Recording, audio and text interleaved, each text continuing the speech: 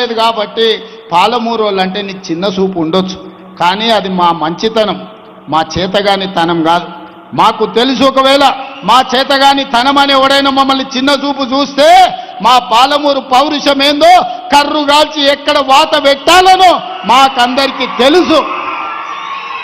అందుకే ఇవాళ ఒక్క మాట సూటిగా ఈ వేదిక మీద నుంచి చెప్పదలుచుకున్నా. నువ్వు పడావ పెట్టిన ప్రాజెక్టులు, నువ్వు బడికి నిధులు ఇవ్వకపోవడాన్ని ఇవాళ సమస్యల్ని పరిష్కరించి ముందుకు వెళ్తున్నాం.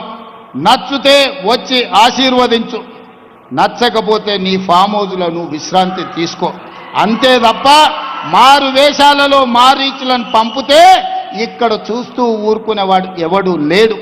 అందుకే మిత్రులారా, ప్రతి 2-3 నెలలకు వస్తూనే ఉంటా. మా ఎమ్మెల్యేలందరికీ, మా ఎంపీలందరికీ కూడా ఇంతకుముందే పెద్దల అరుణమ్మ గారు చెప్పినారు, ఎన్నికలప్పుడు నా ఓటమికి మా అందరూ ప్రయత్నం చేసిండ్రని. నేనేం దాపరికం లేదు, నేను నిలబడితే కూడా అన్ని మీటింగులు చేయను, అంతకంటే ఎక్కువ మీటింగులు మహబూబ్నగర్ ఎంపీ కోసం వంశీచంద్రెడ్డిని గెలిపించడం కోసం తిరిగిన. ఒకవేళ నేనే నిలబడితే 4 మీటింగులు చేస్తోని, కానీ వంశీచంద్రెడ్డిని గెలిపించాలి, మా అరుణమ్మను ఓడగొట్టాలని 14 మీటింగులు పెట్టిన మహబూబ్నగర్ పార్లమెంట్లో. కానీ ప్రజలు వారిని ఆశీర్వదించారు, గెలిపించారు. ఎన్నికలు అయిపోయినాయి. ఎన్నికల తర్వాత రాజకీయాలు లేవు, కుట్రలు కుతంత్రాలు లేవు.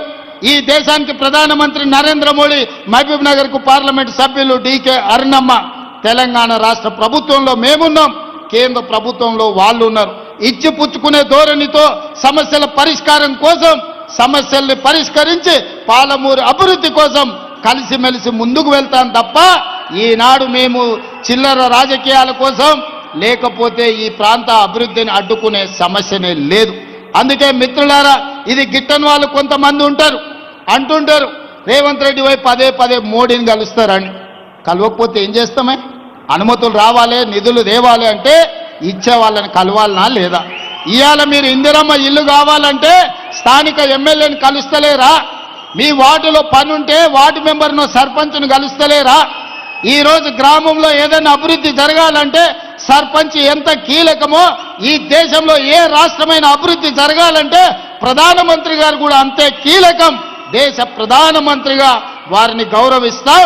మన రాష్ట్రానికి రావాల్సిన నిధులు, అనుమతులను తెచ్చుకుంటాం. ఎన్నికలు వచ్చినప్పుడు ఆనాడు మహబూబ్నగర్ పార్లమెంట్లో ఏ వాతావరణం ఉండేనో మళ్ళీ ఎన్నికల్లో పోటీ పడతాం, కాంగ్రెస్ పార్టీని గెలిపించుకోవడానికి ప్రయత్నం చేస్తాం. ఎన్నికల్లో కాంప్రమైజ్ అయ్యేది లేదు, అభివృద్ధిలో కూడా కాంప్రమైజ్ అయ్యేది లేదు. నాకు వాళ్ళు శత్రువులు, వీళ్ళు శత్రువులు అని మాట్లాడుతుంటారు. నాకెవ్వరు శత్రువులు లేరు. శత్రువు అనుకున్నోని 2023లో బండకేసి కొట్టినా, 2024లో పార్లమెంటులో గుండు సున్నా ఇప్పించినా, మల్కాజ్గిరిలో ఉన్న కంటోన్మెంట్ ఎమ్మెల్యే వాళ్ళ ఎమ్మెల్యే చనిపోయినా గెలిపించుకున్నా, నిన్నగాక మొన్న జూబ్లీ హిల్స్లో గెలిపించుకున్న సర్పంచ్ ఎన్నికల్లో 66%తో ఈరోజు గెలిచిన. ఆయన నడమిరిగి ఫామ్ హౌజులు ఉంటే ఆయనను శత్రువు అని నేనెందుకు అనుకుంటా? ఆయన లేచి చక్కగా నిలబడ్డప్పుడు కదా నేను మాట్లాడేది. అందుకే నాకెవరు శత్రువులు లేరు. రాజకీయ ప్రత్యర్థులుంటే ఎన్నికల్లో ఓడించినాం, ప్రభుత్వాన్ని ఏర్పాటు చేసుకున్నాం.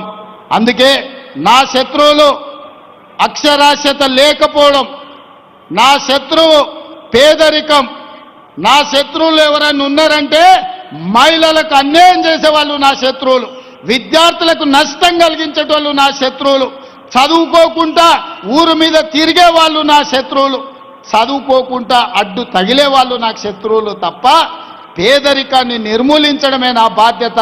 నా శత్రువైన పేదరికాన్ని తెలంగాణ సరిహద్దులు దాటే వరకు తరమాలన్నదే నా లక్ష్యం. మీరందరూ తోడు ఉండాలి, మీరు అండగా నిలబడాలి, మనకొచ్చిన అవకాశాన్ని అందిపుచ్చుకోవాలి. రాజకీయాలకు అతీతంగా ఈరోజు పాలమూరు జిల్లాను అభివృద్ధి చేసుకోవాలి. అభివృద్ధిలో మీరందరూ సహకరించాల్సిందిగా, మనందరం కలిసికట్టుగా పని చేయాల్సిందిగా మీ అందరిని కోరుకుంటున్నా. మీరందరు సిద్ధమేనా? మీరందరు సిద్ధమేనా? మీరందరు సిద్ధమేనా? మరి సిద్ధమైతే రాబోయే మున్సిపల్ ఎన్నికల్లో మంచోళ్ళని గెలిపించండి. మనోళ్ళని గెలిపించండి, మంత్రులతో కలిసి పనిచేసేటోళ్లను మున్సిపల్ ఎన్నికల్లో గెలిపించండి. మున్సిపల్ ఎన్నికల తర్వాత మళ్ళీ వస్తా, మిమ్మల్ని కలుస్తా, మళ్ళీ 100 కోట్ల నిధులు తెచ్చి పాలమూరు జిల్లాను